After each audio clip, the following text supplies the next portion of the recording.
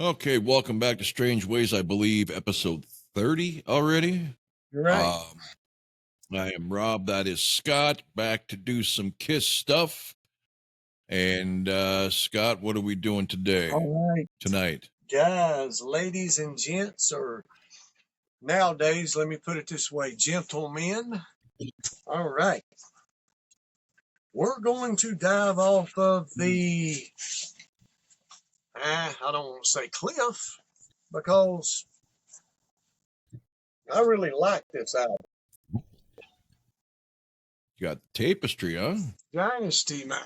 Yes, dude. And got a copy of the CD right here, too, man. You know, a very, very, very, very controversial, not album, song on here, and a very important decision for the band going forward. A lot of decisions made, which we'll get into, but top to bottom, I've always liked Dynasty, man. And it's 9-year-old kid, when this comes out. So Kiss can't do any wrong, regardless, and time tells all with things until you put pieces of the puzzle together, to see what happened. But Dynasty, man, yeah, we're gonna rank the songs on this badass album, man. I don't care what anybody says. Everybody's got their opinion. Yeah, that's cool. But get it out of your head. This is not a disco album.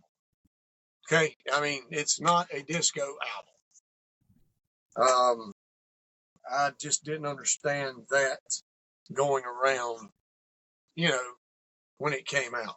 I understand where they were going with it, but evidently it was idiots that just hadn't listened to the album. That's exactly what it was, because there is nothing disco on here. I would argue even I Was Made for Loving You is not disco. It may be,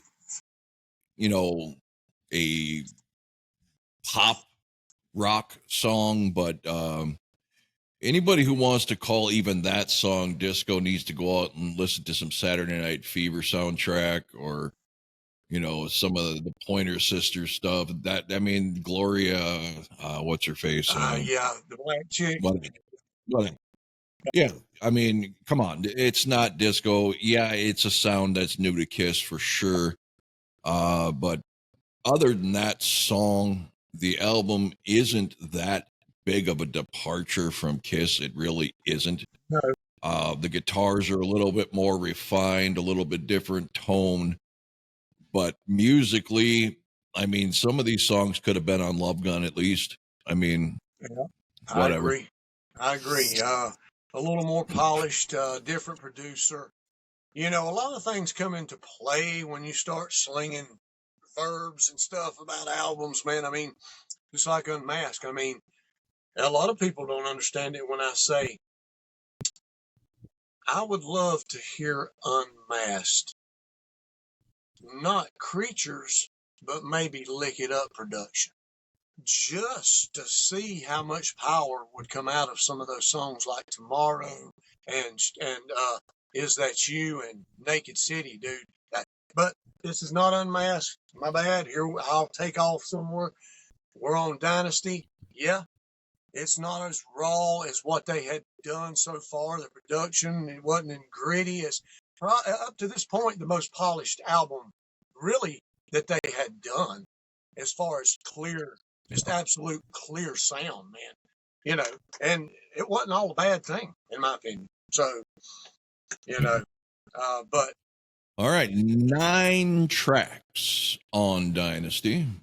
Yes, there is. And that seemed to be a popular thing in the 70s and early 80s, 9, 10 at the max. Yeah.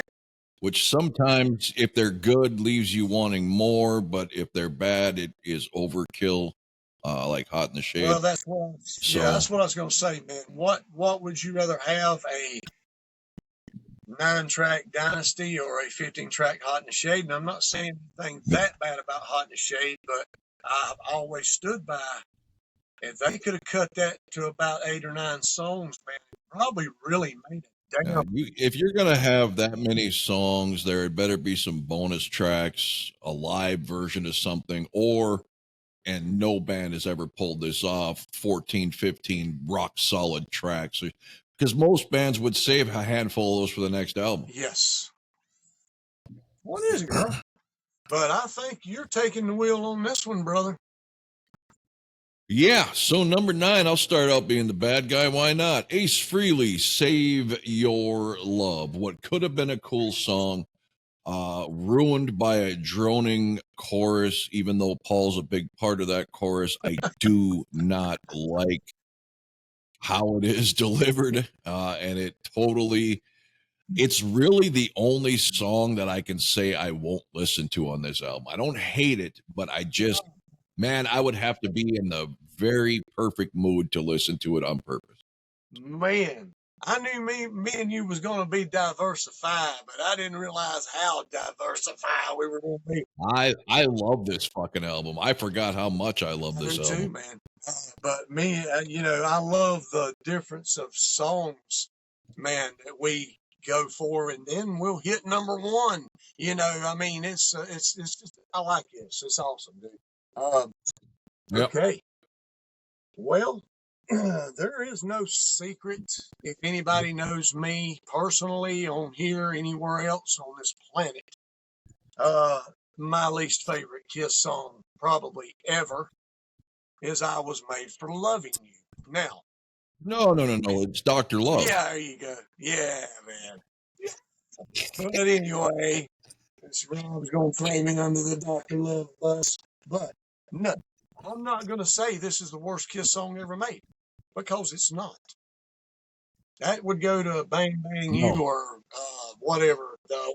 That would go to the entire track listing of Monster. Yeah, there you go. See, I forget about that damn album.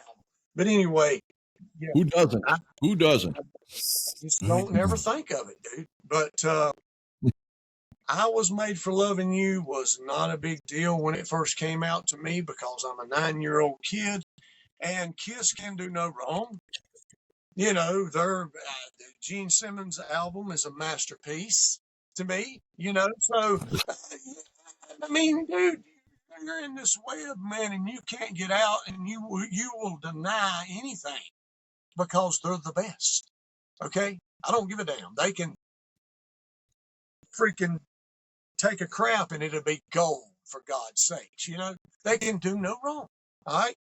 But as time has wore on, this song has not worn good with me.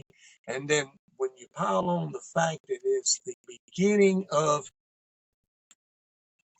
what in the hell, I'm not going to go too much far into it, guys, but I would just love to have been a fly on the wall in that discussion when we're going to put this song out as a first single. And let me play devil's advocate of maybe not the first single, but why this, I think, led off the album. Honestly, if you look at it, and I'm looking at the track listing right now, and I can hear the songs in my head. Yeah. This is the fastest song on the album. Yeah, it's the fastest. Yeah, it's not nowhere in the head. And usually you start your album out with the most up-tempo thing you got, unless you're trying to hide some horrendous fillers like Boomerang or No somewhere. Yeah, but not if you're going to play a freaking disco vibe, bro. This is Kiss, man. And look, I denied it back then. Hey, as one of the commenters pointed out, coming back at you about that, it can't be that bad. It has 1 billion streams. Yeah. Yeah, I love that. Good. Yeah, good job. Everybody wants to hear how horrible that fucking song is. That's why it's got that many streams. Nah. Hey, can't you see people now? Damn, that thing must be awful. Let's see what the hell's going on here. Reverse psychology. But no, man. Yeah. There's a lot of people like that song, man. I think that it was just a lot of people that don't have loyalty to music, and of course Kiss's style of music. We talked about this before. You're you're creating something for people who don't give a damn if you exist or not. If you die tomorrow, hey, yeah, that was a good song. Yeah, I remember that. Blah, and that's it. That's the kind of people you were trying to appease when you done this. Paul Stanley's going to Studio 54 and all these clubs at the time and hanging out and dancing. And, well, I believe I could write something like this. The fuck you can't. If I'm Gene, I don't think so. You can play it in your basement all fucking day, brother, but it ain't going on this album. That's the way Yeah, it but is, And but let's not act like Gene had a clear head here. oh, Let's look at his songs on Animalize and fucking no, Crazy I'm not. Nights I'm not. first. Gene don't have a spine at all. He has no spine. He's not the best judge of what should go on an album either. Let me go ahead and make this statement, and all the Gene lovers, because I used to be one too as a child. You're not going to like it, but I'm going to say it. Gene has sponged off Paul Stanley since this band began. Now I know that Gene was he's the one that drew most of the younger kids in like me and stuff, but they all drew me in. They all blew my damn mind when I seen them. But he was the one that was more fascinating and scary. Okay? But when time goes on, man, Paul Stanley, unfortunately, is his own worst enemy sometimes when it comes to things like this. You've got to have a bigger mind, and it's two that's spaced out on space dust and alcohol, and the other one's playing follow the damn Hollywood stars and how many women I can sleep with. So just, put it on there. You got to have voice of reason. And I know the manager at the time, Bill O'Coin, was voice of reason, but he was as far out as Ace and Peter was, as far as coked out of his brain and stuff like that, a genius. But I'm just asking a question just like I would ask Bruce Kulick. That's it. Just a simple question. Who diversified and discussed this before it actually happened, and why? Nobody. No, because Paul Stanley's word is the end of the fucking story. Obviously not on the first three albums when they're nobody, but when they're the biggest band in the world, Paul is the basically end all be all. And from Paul's story in a disco club, disco's all the craze, and he said, I can write this. It's an ego thing with him. And there's one. He didn't ever think about what's good for the band in the long run. He just wanted to prove he could do what anybody else could do, and that's part of his whole fucking weakness, why he had a psychiatrist most of his fucking adult life, while, oh, by the way, he's one of the biggest rock stars on the planet, because woe is me, life is tough, right? It's just his fucking insecurity to always have to be the best, and that fuck kiss 6 Ways of Sundays many times. And it is what it is. Without him, they wouldn't have been there anyway. So I guess whatever. Yeah. And I mean, let's be honest. If Paul wasn't in this band and it was just another Peter or Ace type personality, Gene would have run this thing into the fucking ground as soon as Tom Selleck's agent called and said, "You want to do Runaway?" Yeah, he would have been off. He would have been off. Yeah, he'd have been off being a career B flick fucking movie star at Comic Cons and shit, and Ed Kiss would have been and done. not to down Gene. And if your Ace and Peter type guys ran the show, one, if not all of them, would have OD'd by now, and they'd have been dead in the late Car 70s. crashes So. and no telling what. But not to down Gene as much as I already have, because of so much respect I used to have. Now let me make sure that's known for these guys. What you're going? Help me understand this. You're in Kiss, the biggest band in the fucking world, even when this comes out. 79. Dude, they're still on top of the fucking world as this is being received. You're going to, a couple years later, still big, still in the band, you're just going to put this on the couch and go and start auditioning for acting jobs. And you've been in the biggest band in the planet. You're just going to say, fuck it. I want to be an actor now. That's just not me anymore. I mean, really? Why? That's what I would have wanted to be always. Fuck acting. That on stage, rocking the fuck out every night. That would have been me. And I know people say that like, well, you just don't know. I don't give a fuck. I know. I know what my passions Both are. both of those two guys, Paul and Gene, had the same problem with their ego of how big can I be. They like to play that they were all for Kiss all the way through. But with Paul's questionable musical direction decisions, clearly trying to prove he was as good as whoever the greatest new artist was, and Gene trying to say, I'm bigger than any Hollywood star and Jesus Christ himself, ego for both of them two fuckers. Um, it is what it is. Like I said, though, without them, you'd have had Ace and Peter OD in the band right into the fucking toilet. So You just, what are you you going to do? just said it, and I never thought about it. And it never rang true to me. Gene, when he noticed Paul, of course, when you're putting in the time, you're going to have the better song. Then, of course, Paul's got the better voice. I love Gene's voice when he does the right thing for the right song. I can be an actor, and I can outdo Paul. I'll be Yeah. bigger. I'll be known as the Keep god, in mind, these two guys never fucking liked each other from the time they met. the god of It thunder. was a competition from back when they met of who the better songwriter was. It's always been, I'm better than you.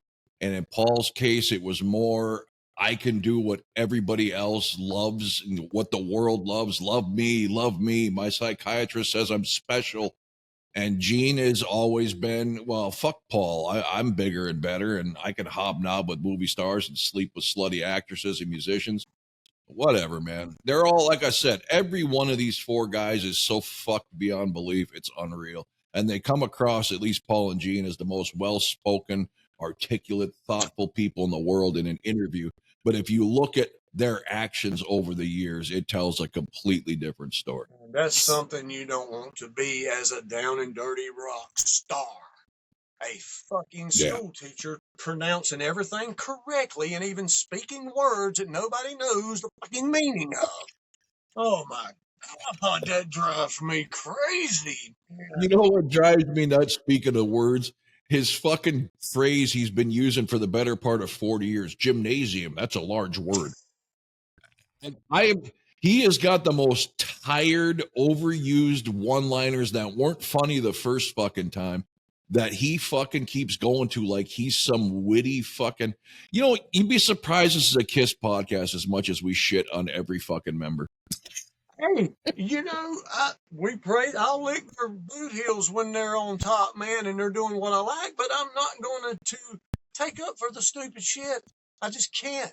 You can't. And there you go, man. This is a classic example of don't meet your idols, your heroes, because you'll be disappointed. There you go. It's not a case of actually meeting them. It's just, if you can all help it, people, don't learn what we've learned about this band. If you're new to Kiss, just listen to the music, keep the interviews out of it, keep their personal lives in the past out of it, because you will be severely disappointed. Yeah, man. If you learn with these guys, every last fucking one of them, with the exception of Bruce Kulick, who's given us no reason to think anything negative. Every other one of them has got it. Eric Stinger, turns out he's a real moody prick. A lot to technicians and stage crew, so they all have something. Yeah, and explain this to me, and we'll end our little raid here. And I don't care how long we go on with it, but if you are, now this is me, I'm just going to speak for myself.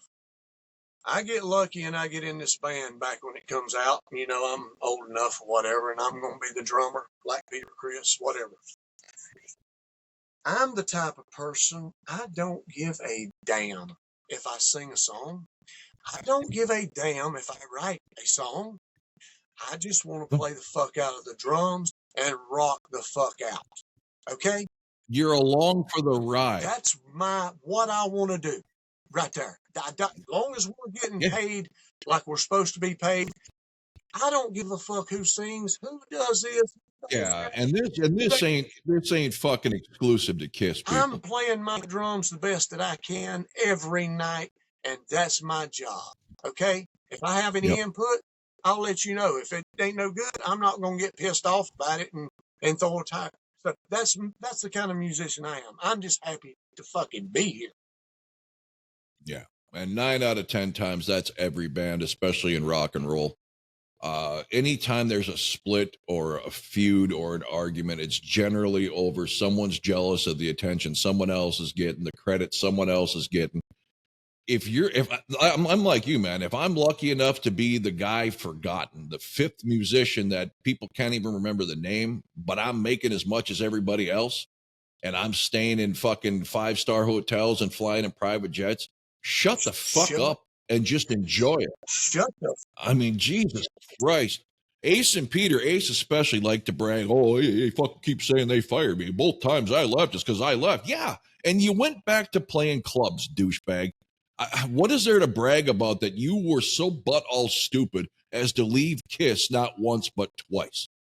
I mean, that's not a bragging point. no. That's a stupidity point. No, it's not, and I don't understand that either. And I do. That's the, in my opinion, that's the worst thing that I hold against Ace Air is for leaving because they did not want him to go, and he done. The only way that becomes a bragging point is if he takes off with a huge career, which he never ever fucking has. No, he opened for He'll tell you he is while he's playing 2,000 well, seaters at a state fair. he was an opening band. That's not. I mean, you know. Well, case in point, I'm going to see him headline a festival, and the place usually draws maybe 1,000 people total for the 2 days. Oh, okay. Well, that'd be interesting. I'd love to go to that. Hell, the smaller the venue. Well, sure, but I'm Yeah. saying you're going to brag about that result of leaving Kiss because now you're doing this. No, there's no Come on. bragging rights there. You can't brag if you don't sustain the success that you fucking left. Yeah. You got no ground to stand on. If he would have come out with this, and I loved his Fairly Common albums and stuff like that. Now there's some shit on there I don't like, but most of it I do. If he would have came out and been headlining fucking arenas and shit, okay, man, you got some ground to stand on. But he never made a headlining act out of that. Well, that's a whole nother discussion because why did they have success? Todd Howard. Yeah, and what happens when Todd Howard starts to skyrocket them and all the songs, everybody goes, yeah, it's all Todd Howard. All of a sudden, oh, he's out. Yeah. It's got to be my show. Ace's name's the only reason they got anywhere anyway. I mean, that's the only reason because none of the other guys were known besides the drummer, and he wasn't really known. You know, what's his name? He was Anton Fig. ghost player on this album. He's known in the industry. Yeah. In the industry, he's well respected. You're going to see an 18-year-old girl with an Anton Fig poster on her wall. Yeah, there you go. And that's funny. Look how karma is, man. We're on the album that Anton Fig drums on, except for one track. And we're 23 minutes in, and we've each done one song.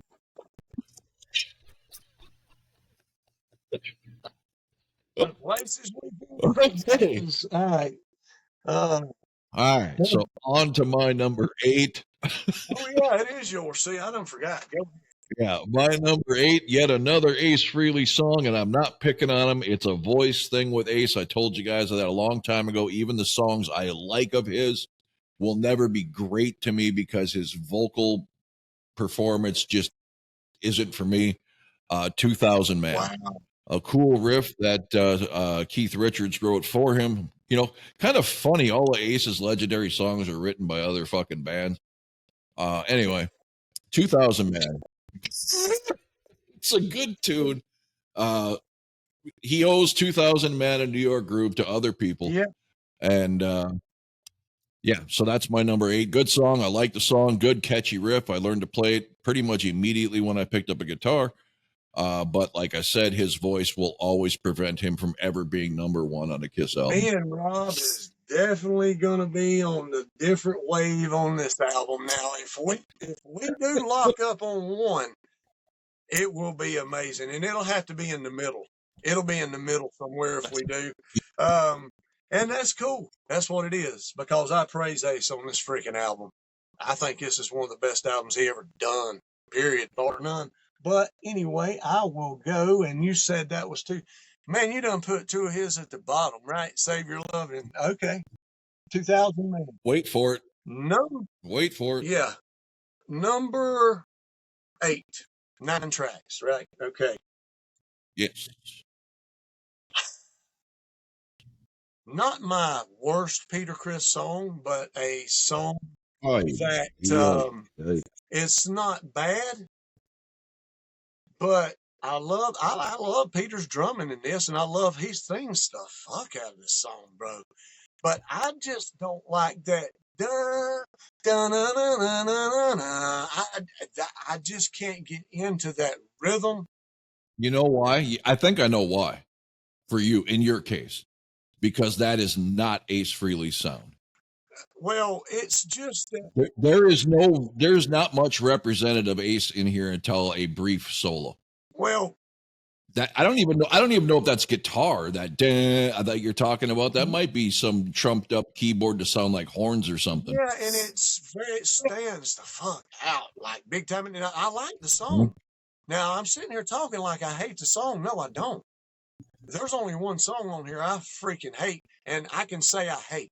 Yeah, because of the destruction and the absolute chaos. Now, I don't say that much about Kiss songs. Or why do you think I took such great pride when you had to say that your favorite fucking song on Alive 3 was I Love It, or I Was Made for Loving You? It is. That's not this song. It is not the same song. I don't care. If I would have put it anywhere else on there, I would have been lying to you and everybody else and myself, man. I seriously. That's why I'm straight with this stuff, man. And like I said, that's not the worst song in my opinion Kiss ever done. I mean, hell, like you said, it's got over 1 billion fucking things, and it was an international hit. You know, a lot of people like that song. It's just the destruction and the chaos that started to trickle down effect that wore on me over time. And I'm not particularly crazy about the song. I wasn't even when I was a kid, but I liked it more than I do now, of course. But I just hate what it caused. I hate what it caused. There you go. But Dirty Living, number 8, it's not bad. Peter Chris's voice has always been true to form. And I love his singing when he really gets that dirty living to me. I mean, he's really. I could listen to Peter's rock voice all fucking day. Oh yeah, today, at 2094. How many years is 94 to this year? 30. 30 years today. Is the 16th, or is it the 17th now? It's the 16th, yes. 16th. On my time. My time zone is 16th. The 16th of August, 1994, Chris Cat number 1 came out. I seen that on YouTube today. Today, 30 years ago. The best solo album he ever done. Absolutely. I'll throw that in there. Okay, my number 7. Ace Frehley, Hard Times. All 3 of these songs fill out the bottom of my list. The only one I don't like is Save Your Love. Hard Times is a cool song. Again, for me, some people look for a guitar hero in their music. Some people look for a Neil Peart, John Bonham drummer. I look for a vocalist, and that is why the most perfect song written by Jesus Christ himself will never be number 1 on an album where there are other people singing songs with better voices. It just won't happen. Not for me. Never met anybody. It's a great song. I love the fact that he fucking finally sang a song that had nothing to do with fucking space or electricity, but it is still Ace Frehley's monotone, boring voice. That's just the way it is. The closest this man has ever come to singing and that in my ears is Talk to Me, which you hate and I love. Just for the record, I never ever said I hated Ace Frehley's voice. I love Ace's I did. voice, but I said it. yeah, I know you do. You hate Ace altogether, but I've never seen anybody hate a Kiss member that much. Oh my God! But anyway, Ace is not the best singer in the band, of course. It's Paul and there's Gene in there, and even Peter. They're all better singers. I know that. But what he does, I love. Except for Actually, also the guy who comes out and says check to test the mics, he's a better singer than Ace Frehley.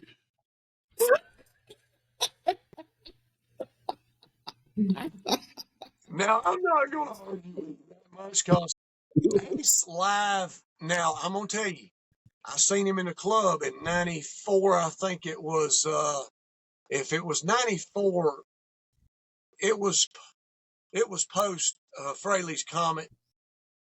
I can't remember. Oh, what was that album? It's got the big, the Ace of Spades on it. I think he had just come out with that. Yeah, I've got it. Loaded Deck. He was. I had it, but the toilet paper during COVID, I had to use the sleeve for the. He was freaking awesome. He was awesome. You would have loved that. He was fucked up as hell, but he was playing. He didn't miss a lick, and he sung his ass off. This is a club. We were up close and personal, and he was phenomenal. I couldn't believe it my damn self. Just wait for my live footage in 3 weeks. Yeah, and you're going to eat those words, I bet, on some of that stuff. I hope, anyway. All right. Number 7. A song that just never jumped out at me, ever. But I like it. It's kind of crazy. It's Gene. You know, it's the X-ray eyes, man. Yes, it's creepy. It's not bad, but there's something with that. And then it'll stop and the piano will be going. And I'm like, is this Christine 16 and God of Thunder kind of mixed up, you know, or we sweat? But hey, the leads on some of this stuff is very, very fucking, almost excruciating. I don't know what they've done in the studio with those leads, even Paul's lead on Sure Knows Something, right? He does believe. Yeah, the tone is not very good, number one, that they chose. Piercing, bro. But I like the song. I've always liked it. The rest of this album, I like this whole fucking album, bro. They gotta fall somewhere except one song. I mean, so people can take their disco album and shove it up their fucking ass because I don't care. You have not took this album, turned it up with headphones or whatever, and jacked it up and listened to it all the way through. If you think this is a disco album, so that's it. I'm off the disco. Okay, and just looking at this, am I looking at this right? 2 fucking Gene songs on this whole album? Yeah, man. You know why? Do you know why? No. Ace Frehley's solo album done so damn good, man. And Gene's dead. Oh, that's right. So they decided to put 3 monotone tracks on here, Ted, instead. And I got it. Yeah, you know. You know whose decision it was. That was Paul. Ace's 3 on this one. He kicked ass on that, you know. You know, and then Ace will have the nerve to bitch that Paul was always jealous of him because of that solo album. Dude, he tried to milk it. He tried to milk it. He tried to milk your success, you fucking idiot. Remember Paul saying he wished he could sing like Ace on part of his songs? Are you insane?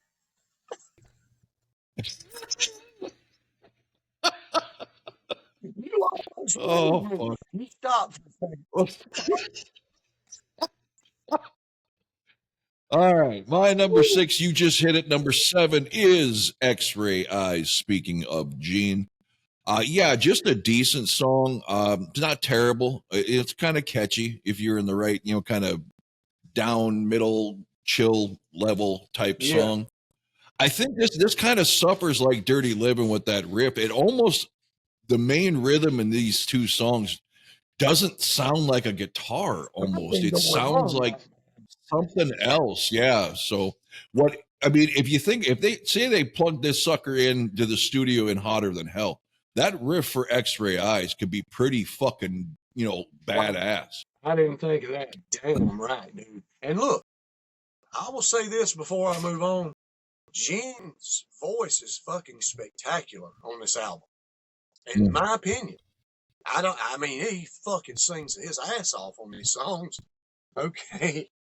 Um, Next one up is Gene back to back in a song that, yeah, man, I Oh, know this is From Here Up.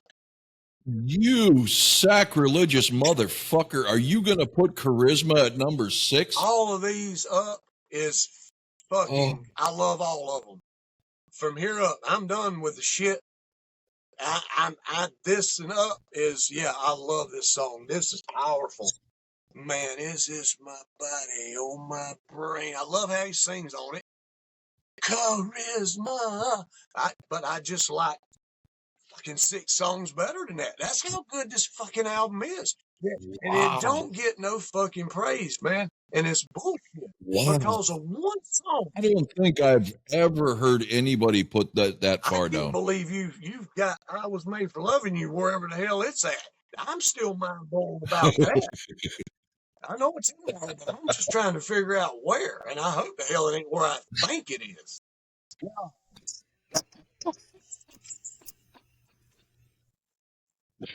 Oh my God.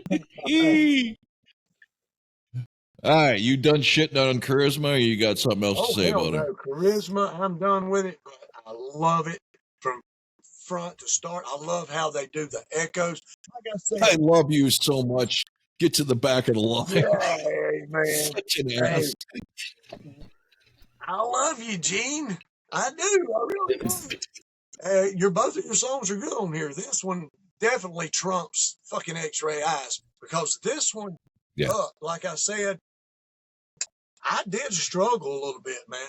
I've had these picks since the other day, man. I come in here and I just leave them on my computer, till when it's time. And I'll take a quick look at them just to make sure I ain't got something displaced. But it was tough for me from there up, man, to really Okay. fucking. So I love the song. You go ahead, man. Yeah, I love. Yeah, my top 3 were tough. Other than that, it's pretty easy for me. Number 5 is your favorite song, "I Was Made for Loving You." Okay. Uh, I liked this song when I was young. I started to be embarrassed by this song in my teen years. When I heard what they did in Alive 3, I started pounding my chest for this song. So now the studio track don't bother me as much. Wow. Not a great song, but because I can honestly say out of Alive, and that's because what I'm about to list are the only live albums I count, people. I don't count any of that crap they put out behind the scenes without nobody knowing throughout the 2000s. Out of Alive, Alive 2, Alive 3, and Symphony, that version of I Was Made for Loving You is the greatest live track on any Kiss live album. So it falls in the middle for me. It just, I have that much respect for what they did on Alive 3. And if I could fucking choose any song from the Kiss catalog for them to go back in time and re-record, it would be that song, because I think when you do hear that Alive 3 version, you hear how awesome that song could be. Fuck Ace. Just had to get you to quit talking about I Was Made for Loving You. I know that would do it.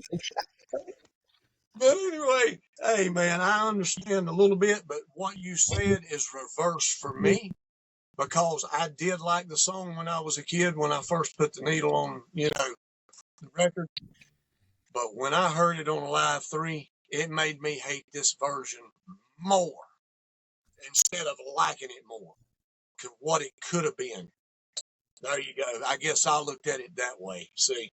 But anyway, I'm not going to talk about the song ever again after this podcast. All right. Number 5 already? 5. Yep. Okay. It just gets tougher toward the top, man. Hard times, man. Freaking love it. Always have. I love the out of sequence beat it has. The drummer, Anton Fig, you fucking rock, bro. The feels, man, before you go into hard times. And Ace has got that angry voice going on in there too, in between his, in the city, damn right, bro. Ace is the MVP on this fucking album right here, and always has been. And Paul could have been if he hadn't come up with that piece of shit. And Ace has got it. There you go. See, I said I wasn't going to say nothing else about the song. You can't help it. You can't help it, can you? Can't help it. Oh, Who's going to shit. think we're some bad shit tonight, man? Oh, God. I ain't even smoking. So, my number 4, Dirty Livin'. One of my favorite Peter Criss songs, regardless of what's being used to play that riff. I just, his fucking raspy, smoky fucking, there's something so addictive. I don't know if I would have loved a band where he sang every song, but man, he should have sang way more. I think he would have been good. I fucking just can't get enough. Maybe it's one of those things like, a dessert, right? You can't wait because it's so rare. Yeah.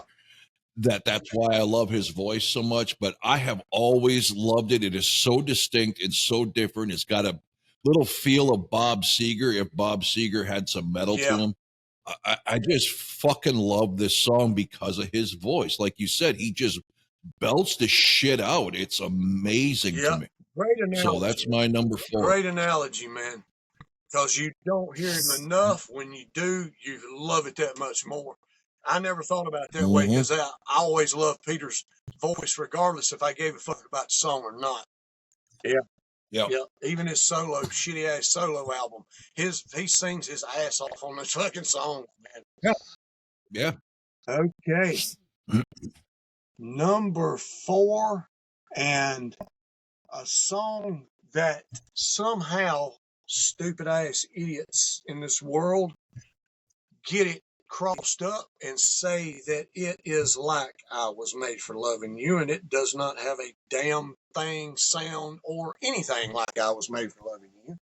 And it's much more powerful when they start going into that riff. Paul sings his ass off.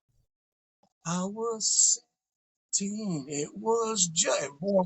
Who the fuck said that sounds like I Was Made for Loving You? I've heard people say that shit, man, on podcasts and stuff. Yeah, that one's kind of like I Was Made for Loving You. There's a couple songs that sounds like this. Yeah, and I'm sitting there wanting to choke a son bitch because I can't grab him through the TV. Like, what? How? When they start you think it's maybe the fucking bass groove that starts the song off? Dude, that's what it is, the beginning of it, but that's nothing like I Was Made for Loving You. No, that's no. Right there. Yeah. That is fucking fantastic. And then they start jamming. This song is rocker, bro. Fuck yeah, man. Yeah. All right. Sure Know Something is your number 4. And it is mine number 3. This song is fucking amazing. I've always thought this was one of the most underrated songs during that time through Unmasked and Dynasty. Obviously, I don't know if it was a single, but they had a video for it. Everybody I know loves this fucking song, even non-Kiss fans. It's just a great fucking song. There is nothing disco about it. In fact, there's nothing pop about it. You can have, a song with up and down tempo without it being pop. I mean, maybe it's the production sounding a little too smooth and polished versus a rough. That's what it is. Maybe that's what it is. But that fucking song is a hard rock song that fools you with a mellow intro. And that's all there's to it. So that's my number I 3. would have loved to heard this song with distorted fucking guitars. Gosh, mighty damn. Crack your ribs, bro. But anyway, yeah. Yep. Brilliantly sung. God damn it. Here I am trying to talk like Gene Simmons with big words. Brilliantly. Gymnasium. Yeah, man. The only thing that I would have changed in this song is that it's that damn good. Is Paul's lead is just too fucking whatever they're doing on damn Peter's Dirty Living, like you said, with X-Ray Eyes. His guitar is it's Yeah.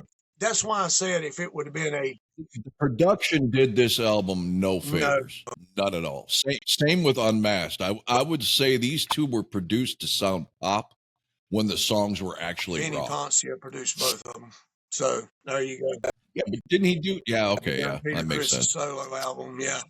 Yeah. All right, but the song will kick your ass. That's pretty much, yeah. I love it. Yeah. All right, guys, number 3. And I'm telling you, man, I'm kind of contradicting myself here, but I'm going to anyway because the songs. Number 3 is always been, and well, used to be my number 1 on here for years. 2000 fucking man. And I never, ever knew that it was a cover. Just like any other songs that Kiss came out with, King of the Nighttime World, Any Way You Want It, whatever. I never Kissing Time. I never knew those songs. I thought they People remember there was no internet. Magazines didn't bring that shit up. And even worse than that, Kiss had a way of choosing very obscure songs for their remakes. So it wasn't obvious. Like, Joan Jett or some of these people who Quiet Riot made their living off of remaking hits of other hits. I mean, Kiss chose some obscure stuff.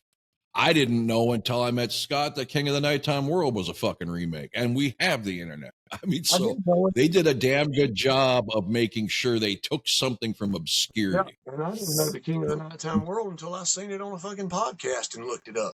See, years, man. But the reason I love this song so much and the reason it's always been one of my favorites is because this is not Ace in Space. This is crazy Ace and probably true Ace to form. Listen to these lyrics. They're out of this world. Ha! Got you on that one, right? Tommy Thayer, out of this world, right? Yeah. It's corny, but I got one anyway. All right. But listen, that's Ace through and through, especially at that time. Why the hell wouldn't anybody think that Ace come up with this fucking song? That's him. Yeah. Funny flowers in my windows. Everybody knows what the hell that is. I mean, come on, man.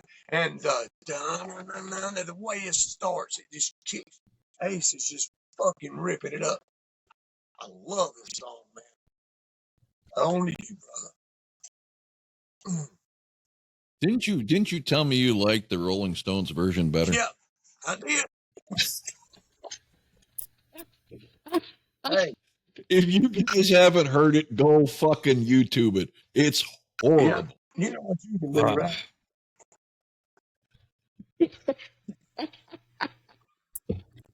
It is horrible. I'll never get that out of my brain. Thanks for that. It's fucking horrible. All right. My number 2, Paul Stanley, one of his greatest efforts ever and underrated as hell, which is why I was thrilled on his Live to Win home release video. They played this live so I could hear it somewhat in modern day time before he lost his voice. Magic Touch. Yeah. This song has got such a for a down to mid-tempo song, it's got such a fucking punch throughout this thing. It's just, I would have loved to seen this played live by Peter on the drums. Just pay attention. Forget about what the tempo is.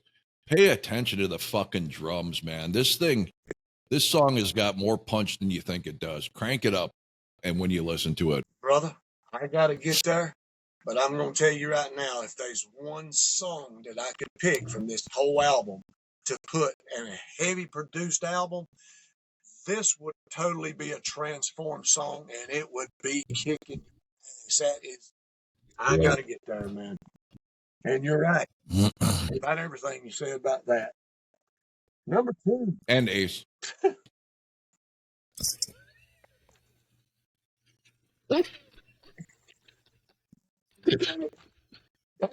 Race, man. Come on, dude. Give me something, man. All right, number 2. Number 2, and you're dead wrong on this one. Save Your Love, brother. Holy shit. I don't think I've heard anybody even like that song. No, you don't. Nobody likes the chorus. This song is so damn good. Even the shitty chorus is one of the best songs on. This is a rocking son of a bitch.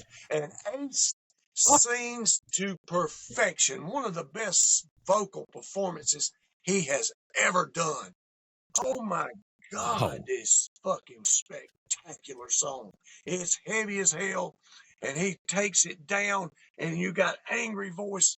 You know, oh my gosh, dude, I've always loved this song. But when that chorus comes in, it makes me feel like I just drank spoiled milk. Gosh almighty, man, what the hell? You know how great this song could have been if they would have. That chorus is. This song, I'll tell you, I'll give you some credit. This song would have been fabulous if Paul would have sung it. No, brother, no. This is Ace dominance, man. He dominates this album, bro, and I love it. Him and Paul both dominate this album. But Ace is the MVP because he did bring it, baby, to me. He brought it with his songs, even though one of them wasn't his. The chorus in that one, that's all. But the damn song's so damn good, the chorus don't phase my ranking because it rocks that hard. I love it. My number 2, Save Your Love. That's all 3 of Ace's songs you've got, Yes, right? sir. I can't figure out your number 1. I got you pegged. I haven't. I can't figure it out. I can't believe it, but I got you pegged. All right. Number 1. One of 2 songs, but the best song on the album from Gene and from the band, Charisma. This is the most criminally overlooked live selection by the band. This should be all the way up to the end of the road with a few other songs I've mentioned through these podcasts. Absolutely get rid of fucking God of Thunder or War Machine and replace it with fucking Charisma. I don't understand. Not only is this the demon, this is almost more sadistic and scary than the God of Thunder demon. And the fucking echo on the chorus, whatever they're hitting, whether it's a tambourine on that, hanging on the cymbal or whatever through this fucking song, and then the breakdown with just the fucking drums, When a Kiss is Rare, perfect 10s. This song is perfection for Gene from front to back. The fucking harmony, the melody, everything in this from the entire band. This song is magic. I got no quarrel. I ain't got no quarrel with that. I love it. There's 3 songs on here. I wouldn't give a damn if they played every damn time. And that's one of them. Get rid of War. All right, what's your number 1, goddammit? Because I can't figure War it out. Machine, because you know they're not going to get rid of God of Thunder, but they did a few times and put Unholy in. So, okay. Number 1, I could not deny it because we just talked about it. Magic fucking. Oh, fuck. I thought you already said that. That is a jamming ass masterpiece. I would love for them to have redone that on Sonic Boom remakes. I would have loved to have heard that done with some powerful fucking rock and roll over, even fucking Creatures. I don't give a damn. Anything powerful that they've ever done, hotter than hell, I'll take it. that song Raw would be absolutely, and especially when he breaks it down, that's my favorite Paul breakdown probably in any song he's ever done. He's just perfect. Why? Yeah, when he goes, But by the time Sonic Boom and those remakes come out, no fucking way he's can not Paul going to do be this able to song pull that anymore. off, but he is perfect. No. Even the studio's not going to help cover up his flaws in this song. There's no fucking. This is a masterpiece. You damn right it is. And that breakdown, his voice is so. You know what? You want a funny on that breakdown? A funny story. And I don't even know who she is. Must have been an actress, but it must have been big during my youth. And when I'm saying youth, when this came out, so 8, 9, 7, whatever years old I would have been at the time. In that breakdown, when he ends with the words "fading away," Yes. for years, I thought and never questioned it or tried to make sense out of it. Again, I've never been a guy who cared about Yeah. lyrics. I thought he was saying "Faye Dunaway." Oh, really? See, your cat even thought that was funny. Yeah, she's been on my ass, buddy. I tell you. Yeah, now I never Yeah, thought so this. I think she was an actress or something that I heard her name, but I swear to Christ, that's what he was saying for years. I always thought it was "Stay Baby" or something like that. I still Yeah, don't really know, but and when he does, oh God, baby, it's fading away, oh, and it's fucking I amazing. love. His whole there are two Paul songs that were drastic, and Paul being as proud as he is, I cannot believe this and A Million to One were fucking forgotten tracks on albums. I can't fucking understand it. Neither. I can't understand Why it. in the living? I don't want to cuss more. Did this not be the single on this freaking album? This, I'm gonna tell you. Yeah. I'm gonna tell you right now. I got no problem with Sure Know Something. I think that might have been the second one. If you would have lead off this album with Magic Touch, yeah, long-term effects, this album would not have been looked at nowhere near as bad as what it is. And I'm just stating this for facts because that is a jamming song. That's a Kiss song, true to damn form. That song could have been on Yeah. any one of their past albums. Oh, that heavy distortion guitar for the intro, everything about this. I love it. Always have, All and right. it's great. And I know, man, this is only I'm not going to argue with your number one because I was going back and forth for a little while on Charisma or Magic Touch for number one. damn, we come close a lot. I thought we might hit in the middle somewhere, but we one step here or there, man. Yeah. But Dynasty, a great album, guys. It is. Production. It is. And all kidding aside, Ace songs on the bottom. I truly like Scott. I don't like Save Your Love's chorus. It's just the rest of it is cool. It's just not enough to save it for me. Hard Times in 2000 Man, I do love. I listen to especially 2000 Man quite a bit.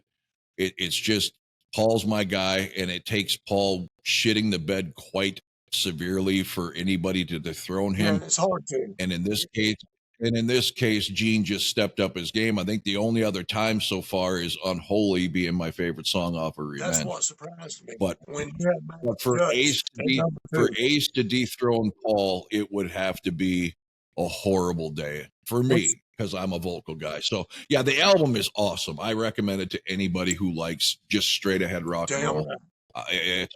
It's a great fucking album. Make it an 8-track album, and you got a great album.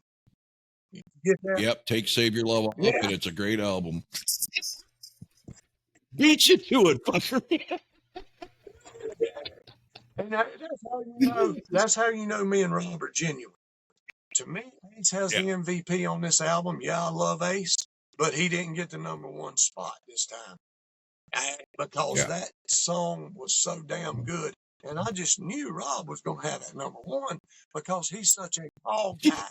But that song by Gene was just that charisma, man. Yeah, You know? it surprised me. It surprises me every time we do one of these. And like I said, I think this is only the second time when I pick a Gene song first. And I have nothing against Gene as a musician. Yes, You did something to your phone because I'm echoing now. really? Did you bump something? No, I'm All right. still moving, right? Yeah, everything's fine. It's just I got an echo over here. But Well, we're about to wrap it up anyway. I just want to say, yeah, guys, we're about done. it doesn't matter the albums. We're basing it right now, and I love this too, man, because I'm getting to revisit whole albums again. I'm listening to everything thorough. Whatever, I'm giving you the homework after we get off here. Those will be the albums that I will go on, and I will listen to them over and over until we do them. And that's what I've been doing. So, Dynasty, and I'll let Rob do his thing, but don't blaspheme. Don't put anything down till you know what you're talking about. And don't base it on one song alone. Well said. Okay. And since I got an echo that's driving me crazy, I will wrap this up. And until next time, thanks for watching.